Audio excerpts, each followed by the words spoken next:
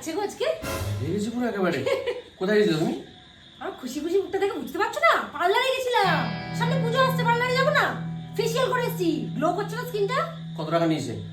1,500 টাকা নিয়েছে। 1,500 টাকা দিয়ে তুমি ফেসিয়াল, তোমাকে আমি 1000 দিন বলেছি।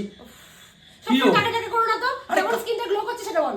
আমি কিচ্ছু বুঝতে পারছি না। কালকে তোমার যেরকম দেখেছি, সকালে যেরকম দেখেছি, এখন সন্ধ্যাবেলা ঠিক একই রকম দেখছি। মাঝখান থেকে 1,500 টাকা গেল সংসার খরচের থেকে।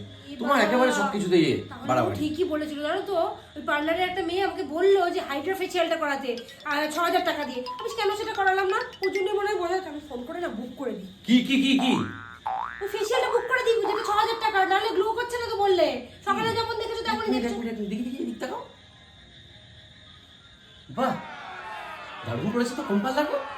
একটু আগে বললে ফেসিয়ালে গ্লো করছে না। আরে দাঁড়াও, তোমার দিকে ভালো করে তাকাইনি, তখন ঘুমোচ্ছিলাম তো খেয়াল করিনি। কি দারুণ মিষ্টি লাগছে তোমাকে। চাঁদ এসেছে একেবারে আমার ঘরে। তাহলে ঠিক কাজ হয়েছে তাই না? না, দারুণ হয়েছে। কাজ হয়েছে মানে? হ্যাঁ, সুন্দর সুন্দর। পরের বার থেকে এগুলোই করে, বুঝলে?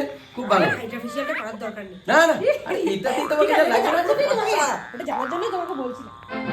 হ্যাঁ, খুব সুন্দর লাগছে খুব।